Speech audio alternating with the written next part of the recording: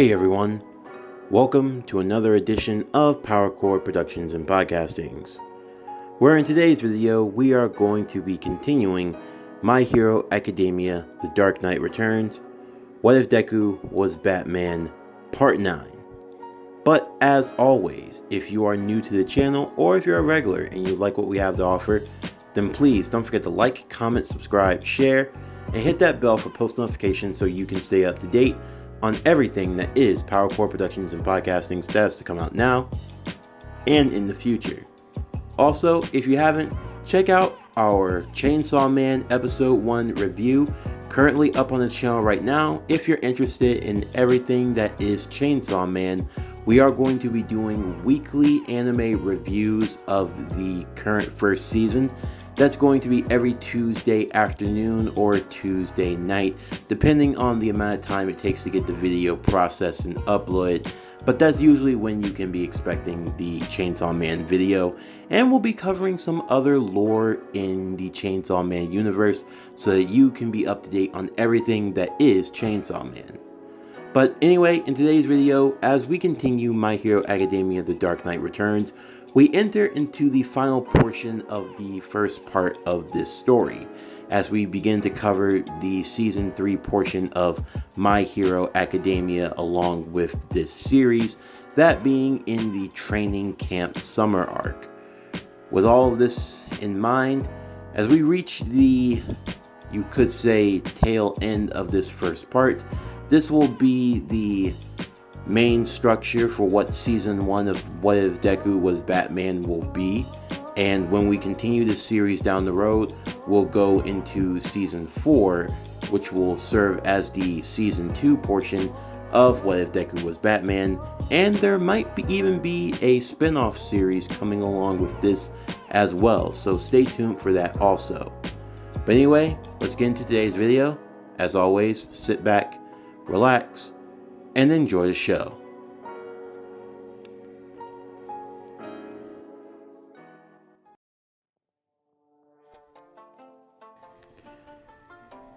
Shigaraki sat at the bar. He wasn't really in much of a mood. The news outlets and all of those in the covering media were talking about this masked villain, the one that was rumored to be known by the name of Deathstroke, declaring a war against the heroes. Just who the hell does he think he is? It seems as though he is a man of great ambitions, Master Shigaraki. It doesn't matter, Kirigiri. In the end, the one who will crush Hero Society will be me. I believe so.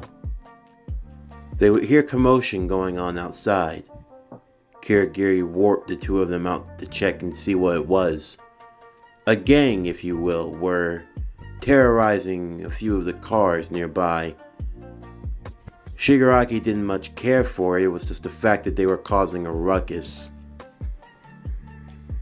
Mind telling me what you're doing here?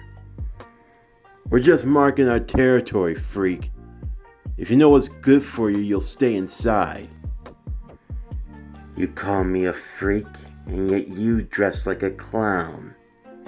Of course, we're the Jokers. Jokers? Yeah, we take inspiration from the King of Crime, the Mad Prince, the one who was the head clown, if you will. You idolize a fool. Hey, there's nothing foolish about the Joker. He rained terror on Gotham, even during an age where the Batman and All Might were at their primes. Shigaraki merely shook his head. But you are no Joker. All I see are a bunch of wannabes. You're no better than those damn brats. One of the muscular members of the group would go in to strike at Shigaraki. Shigaraki merely raised his fist. As the charged fist collided with Shigaraki's hand, it started to disintegrate, until eventually it crumbled off. What have you... Kuragiri, I'm tired of this. What would you like to do, Master? Operation Delta. Instantly, multiple tiny portals would appear, and Shigaraki would stick his hand inside two of them. Quickly, multiple bodies would start to drop as he wrapped his fingers around numerous throats. A few of them managed to escape, among them a pair of twins. However, the leader and a lot of his heavy hitters, they were a bit headless, if you will. So, that's a mighty impressive power you got there. What the? Shigaraki would look up to the roof, seeing a cloaked figure sitting upon it. And just who the hell are you? I'm the one who's going to bring about a revolution in this world. I wish to see if there were any strong allies who would join my cause. The cloaked figure removed his hood, revealing the orange and black mask. You! The one and only. And so, do you think you'd be interested? Like I'd ever be interested in working with you. I have plans of my own. I'm making my own recruits. I see. And tell me, just how far is your ragtag league of villains going to get you? They'll do well enough. I can recruit powerful pieces onto the board. From where I'm standing, the only thing I see is a child that's trying to play with the big boys.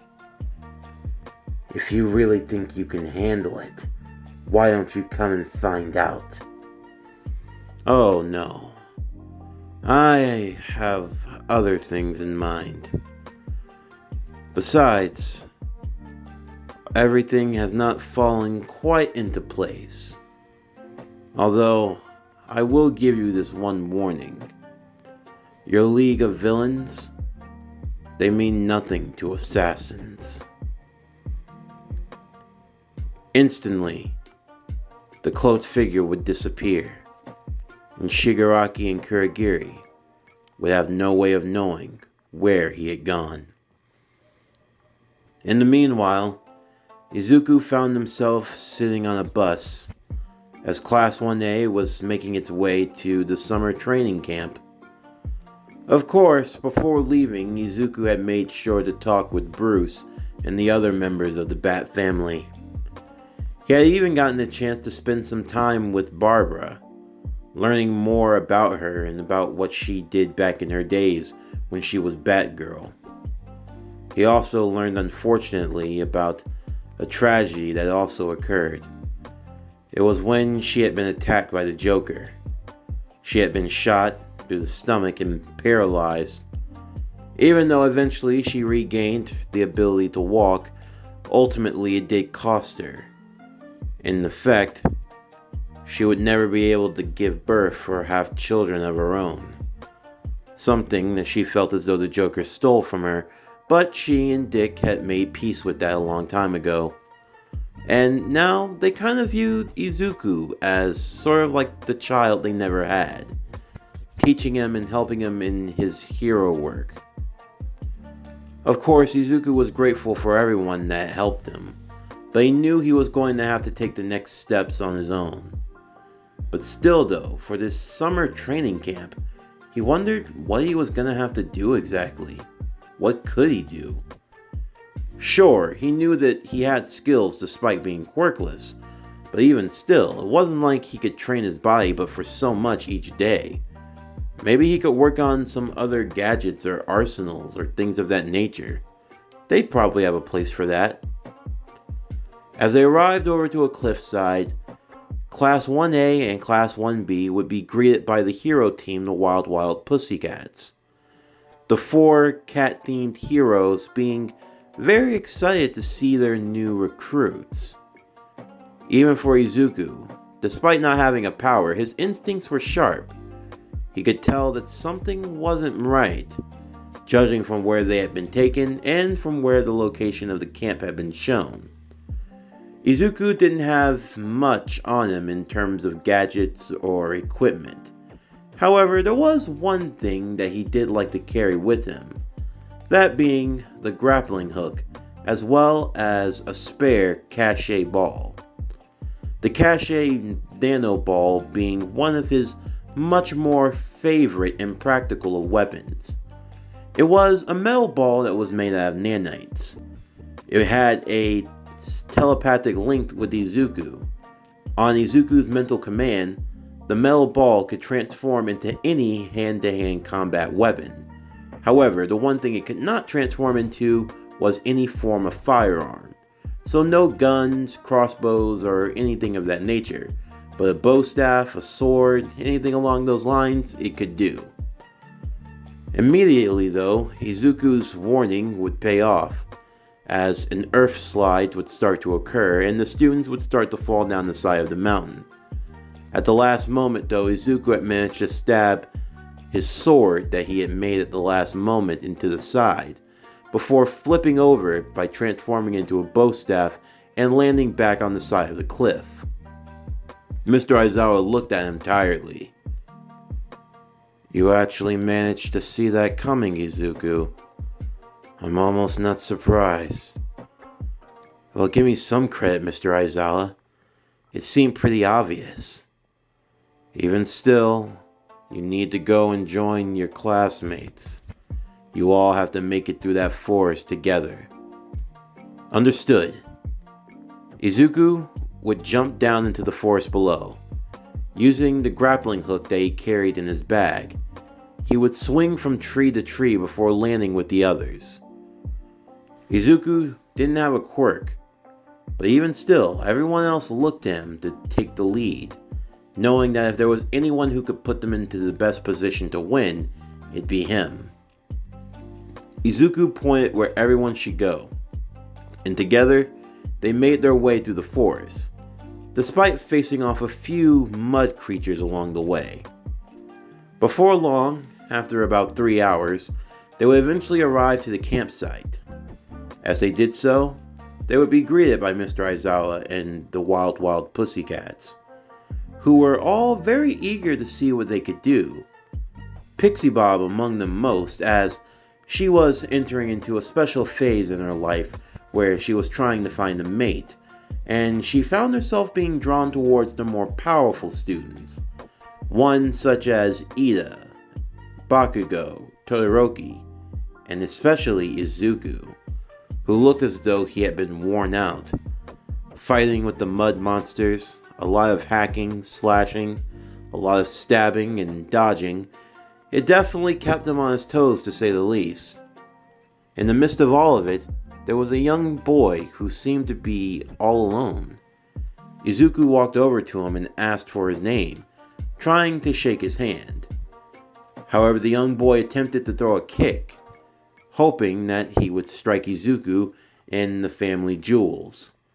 However, Izuku was swift enough to be able to block it before pushing the kid back just a bit. "Well now, I'm just trying to be nice. No need for violence." Whatever. Leave me alone, you wannabe hero." Izuku wasn't sure why the boy was acting the way that he was, although he guessed there was nothing that he could do about it for now. In the meanwhile, the students would enjoy a meal that was made for them. It would be the only one that would be made, and it would be in the next day that they would have to begin their serious training. As the sun began to rise, all the students of Class 1A would find themselves gathered together outside. As Mr. Aizawa had grouped them all, he explained that they were going to be training during this summer camp, hoping that, in a way, they would be able to bring out the best in their abilities. Of course, each student would have to do training that was conducive for them. Izuku, in the meanwhile, he had something different in mind. He was called over by Mr. Aizawa as they went walking through the forest. Of course, Izuku had no idea of where they were going or of what they were doing. However, once they reached the clearing and they were far enough away, Mr. Aizawa would turn back to Izuku with a serious expression. "You've been working with the Batman, haven't you?" "Huh? I mean, It's obvious. You're sponsored by Wayne, the same sponsor allegedly for the Batman before he retired. And also..." "Hi, Izuku." Kelly? What are you doing?" "Oh, Bruce was allowing me some time away, so I figured I'd come help you train." But how do you..." "We were in the same graduation class, Izuku. We've known each other for some time now." Me and Mr. Aizawa go way back." "You're not the first one to graduate from UA without a quirk. Although I must say the difference between you and Kelly here is that Kelly was not in the 1A group." Wait, you weren't?" No, I graduated in the C group." "Oh, but you're so..." "I know. It's just that I didn't really want to try to shoot for something so high as being in the A class. But you actually have a chance, Izuku." "That's why we will be overseeing your training. Of course, you're definitely skilled in what you can do now. However, there are still areas in which you can improve. So that's why we're going to be overseeing your training and bringing you up to par. Something you said earlier really stood out. You and I aren't so different. Granted, I have a quirk, but the only thing I can do is erase the quirk of others. In the end, the power and the fighting skills that I have now, they're still only my strength. And that's why we're going to bring the best out of you." The students would continue on their training, Izuku being trained by both Carrie Kelly as well as Mr. Aizawa.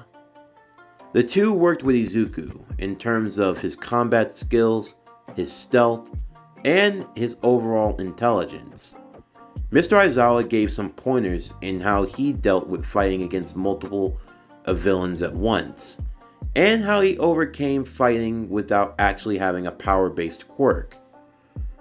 Izuku was actually able to hold his own against Mr. Aizawa quite a bit, Izuku proving to be a difficult challenge indeed for the sleepless teacher, primarily due to the fact that Izuku, not having a quirk, meant that there was nothing that Mr. Aizawa could do in terms of erasing his skills. More than anyone else, Izuku had a unique understanding. He understood quirks despite not having one. It was almost weird to think. Someone like Izuku, if he had been born with a quirk of any kind, there's no telling just how much stronger he could have possibly have been, even if the quirk wouldn't have been anything all that special. As the evening began to come towards the end of another day of training, Izuku would be dismissed to go on ahead with the others to prepare that night's dinner, allowing for Carrie and Aizawa a chance to walk alone together back to the camp. "I'm surprised you have free time when you're not going around as a glorified limousine driver." Aren't you one to talk? The teacher who seems to spend all of his time in a sleeping bag. Not funny.